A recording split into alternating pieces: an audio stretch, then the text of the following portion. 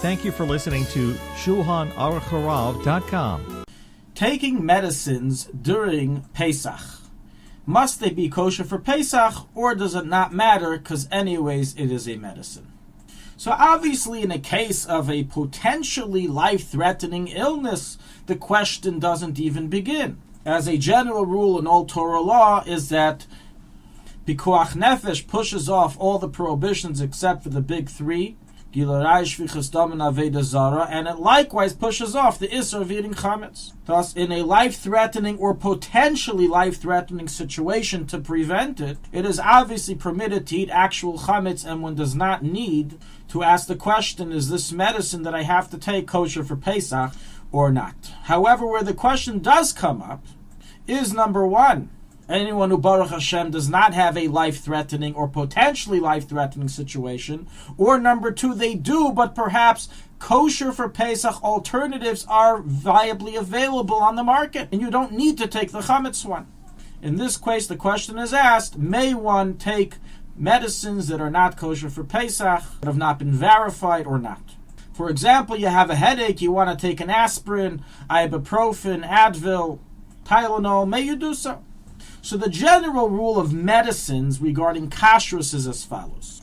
A non-kosher food which has reached a state of inedibility, such as due to spoilage or due to other reasons that have caused the food to no longer be edible, they officially lose their biblical kashrus prohibition against being eaten, but nonetheless maintain a rabbinical prohibition called achsheveh, that one may not eat, even in an edible non-kosher item, as when you eat it, you are showing for you it's a food and it regains its kashrus prohibition once again from a rabbinical perspective. Nonetheless, this rule of achsheveh, where the chachamim considered the inedible food as food when you come to eat it, is only by eating for regular purposes. But for medicinal purposes, they did not extend their decree, and it remains even rabbinically permitted. This is the general rule of swallowing or eating non-kosher medicines throughout the year that are not sweet or inedible, as ruled in Ramah Yeredeya, chapter 155, halacha 3, and discussed there in length in the Noisei Kelim. What about Pesach? Do the rules change by chametz? So we find an interesting discussion in the Poskim and the Shulchanaruch regarding the medicine back then that was called the tariyaka. This was a medicine that was made using chametz and other non-kosher ingredients, and is only edible for sick people. Normal people don't eat it. And the question came up, may one take this on Pesach for medicinal purposes? And while there's a great discussion regarding this issue amongst the Poskim, the Alter Rebbe in 442 halacha 22 rules and concludes it's forbidden to take such medicine on Pesach. And hence we see, for whatever reason, the rules change regarding Pesach. That even if the medicine is not edible, which most medicines are not, you're still not allowed to consume it for medicinal purposes. The reason the Alter Rebbe explains there is because when you place a chametz ingredient intentionally into a mixture, since that chametz ingredient before was placed in was edible, therefore, even though now it's no longer edible due to the mixture, it does not become nullified from its edible state. And therefore, it's rabbinically forbidden to eat it on Pesach, even for medicinal purposes, as its isser is not due to achsheveh, but due to the fact it's not nullified. So also rules the Shagas Aryeh, Arugas Habayis, Achiezer, and other Achrein. Not everyone agrees to this strict approach. Some poskim rule that we do apply the regular rule here as well. And since it's inedible for a dog and we don't apply the rule of achsheveh by medicines, therefore you may take any bitter, inedible medicine on Pesach, even if it contains chametz, so long as it's done for medicinal purposes. So rules the Irgus Moshe in 292-362 and is backed by other achreinim. Other poskim do a compromise and rule as follows. If the chametz ingredient is the active ingredient of the medicine, then we apply achsheveh on Pesach, we're machmir, and therefore you can't take it. But if it's an inactive ingredient, such as just a binder or a coating, then we don't apply achsheveh, and you are allowed to take it on Pesach. So rules the Ksav Sefer, Darkei Tshuva, Levushim Mordechai, Chazanish, Kinyan Torah, Chavadas, Shmir Shabbos Kilchos, and others. So in essence, we have here three approaches. One approach of the Alter Rebbe and other poskim: all medicines with chametz may not be taken unless it's a potentially life-threatening situation. The second approach: all medicines that contain chametz may be be taken because they're not edible for dogs and we don't apply achshavei by medicinal purposes. And a third approach, it depends if the chametz is active ingredient, in which it may not be taken. If it's not the active ingredient, it may be taken. Now, all the above is discussing one who takes the medicine in the normal way of eating, such as chewing a chewable pill and drinking medicinal syrups that are not bad tasting and the like.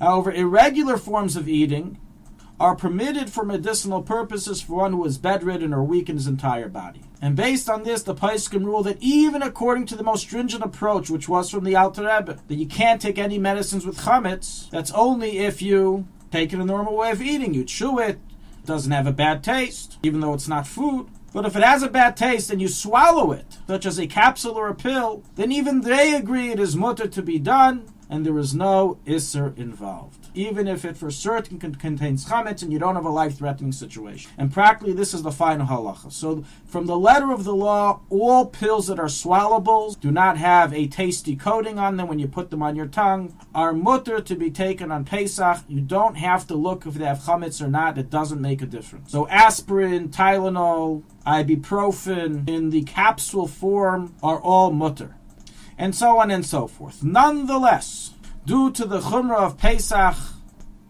and as the Rosh writes, Yisrael Kadeshim Heim, the Jewish people are extra holy, the widespread custom today is to be careful and verify prior to taking a medicine that it is chametz free, or to find an alternative brand. Annually, various health clinics, especially those based in Israel, provide a list of thousands of medications that are verified to be chametz free, and you can simply check on your list to see if it's listed. That is the lichatchila way of going about medications. If it's not listed and it's something you need to take, even if it's not life-threatening, then if it's a swallowable, as we mentioned, you can take it. In a din, it's not a problem, even if it has chametz. If it's a chewable or a syrup, then one should speak to his doctor to try to find an alternative, as otherwise it may only be taken in a potentially life-threatening situation, as it is the normal way of eating and has a good taste. On our site contains the links for medicine lists that have been published by medical clinics in Israel. Everyone can download it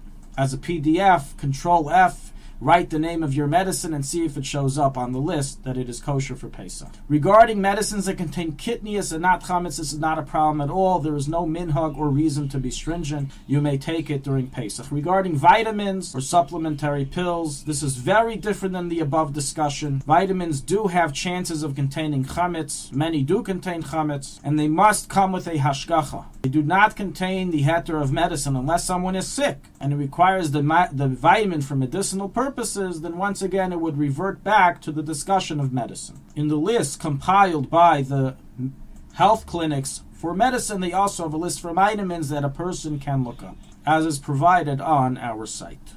May Hashem bless us that the eating of the matzah is a food of health and a food of faith, and therefore there will be no need, not for physical medicine, not for spiritual medicine, not on Pesach, and not throughout the year.